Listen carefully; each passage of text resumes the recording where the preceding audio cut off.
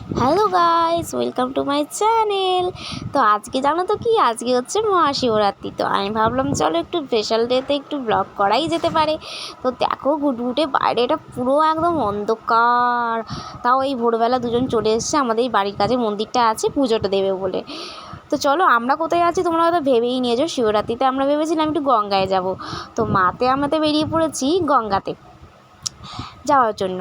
তো আমি দেখো এখানে চান করে তো চলে এসেছি। আর বন্ধুরা, আমরা ভোরবেলায় বেরিয়েছি কিন্তু যা ভিড় হয়েছিল না, মানে বলার মতো নয়। তো দেখো এখানে আমরা চান করে বেরোলাম, তাও কত ভিড়। হ্যাঁ, ঠেসাঠেসি একবারে। তো ক্যামেরা ওপেন করা তো মানে মানে কি বলবো, যাই হোক। তো এখানে দেখো চান করা হয়ে গেছে, এবারে আমরা একটু পুজো দেবো। হ্যাঁ, অনেকদিন বাদে গেলাম তো, মানে জায়গাটা অনেকটাই চেঞ্জ হয়ে গেছিলো জানো তো।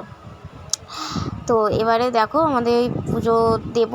হ্যাঁ, তো এখানে আমি কী করছিলাম ঠিক জানি না, কি বলছিলাম আমার ঠিক মনে পড়ছে না এই মুহূর্তে।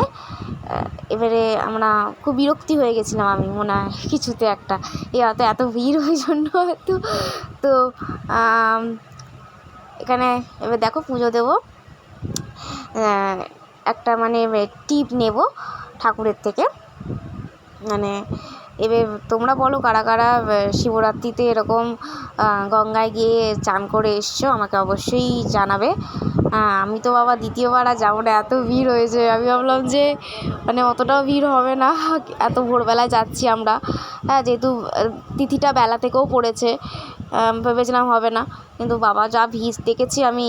আর জলটা কি বলতো একদম নেমে গেছিলো, মানে জোয়ার না কি সব বলছে দুপুরবেলা আসবে।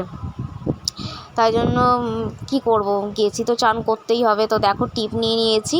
হ্যাঁ, কত সুন্দর লাগছে।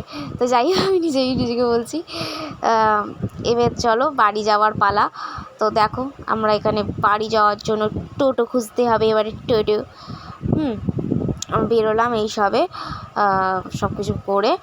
আর একটা ছোট ব্যাগ নিয়ে গেছে আমার মা, মানে কি বলবো, সব কিছু রাখার তো জায়গাই হচ্ছিল না। হ্যাঁ, তো চলো এবার যাওয়া যাক তাহলে বাড়ি। আমার মানে ভাগ্যটা খুব ভালো জানো তো, মানে একদম বেরোতেই একটা টোটো আমরা পেয়ে গেছি। হ্যাঁ, এ টোটোতে আবার একজন ছিল, মানে তার আবার একটু বেশি তাড়া। তো যাই হোক, আমরা ওটাতেই উঠলাম, ওকে পৌঁছে দিয়ে আমাদেরকে পৌঁছে দেবে। চলো তাহলে এবার বাড়ি যাওয়া যাক বন্ধুরা। তো বাড়ি যেতে যেতে তোমরা বলো যে আমাদের বাড়ির পাশে যে শিবরাত্রিটা, মানে শিবের যে মন্দিরটা হয়েছে, ওটা তোমাদের আমি দেখাবো অবশ্যই। খুব সুন্দর করে সাজিয়েছে জানো তো, লাইট দিয়ে ফুল দিয়ে বেশ ভালো করে সাজিয়েছে। আর যাওয়ার সময় দেখো এই গঙ্গাটা কি সুন্দর লাগছিলো, আমি একটুখানি ভিডিও করে নিয়েছি তোমাদেরকে দেখানোর জন্য। দেখো মানে এত ভিড়, তো ওখান দিয়ে তো ভিডিও করা গেল না, আমি ওই জন্য ভাবলাম যে এখান দিয়েই একটু ভিডিওটা তুলে নিই। দৃশ্যটা কিন্তু দারুণ লাগছে দেখতে, বলো। হ্যাঁ, আর মানে কি বলবো তোমাকে, আর তোমাদের দেখো গাইস, আমার হচ্ছে শিবরাত্রির ব্লগ এটা। হ্যাঁ, জানি ফালতু হয়েছে, কিন্তু কি করব বলো, মানে ফোনটা তো একা হাতেই করা ছিল। ওখানে যা ভিড়, আমি তো মানে ভেবেছিলাম খালি পাবো, ভালো করে শ্যুট করা যাবে, কিন্তু ও বাবা কিছুই হলো না। মানে আমার তো সব ভাবনা একদম জল পড়ে গেল যাকে বলে। আমার মনটা খুবই স্যাড হয়ে গেছিলো অত ভিড় দেখে জানো তো। তো দেখো আমরা টোটো করে বাড়ি ফিরছি। তো চলো বাড়িটা ফিরি, তারপর তোমাদের সাথে দেখা হচ্ছে।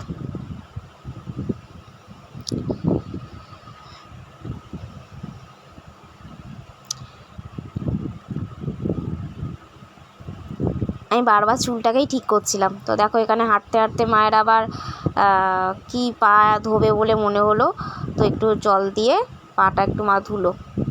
তারপরে আমরা আবার হাঁটলাম, এটা আমাদের বাড়ির কাছেই রাস্তা। তো আমরা হেঁটে হেঁটে যাচ্ছি। দেখো আমার মা তো মানে খুব বকছিল আমাকে, যে তুই কেন ফোন নিয়ে এসছিস, এ করেছিস।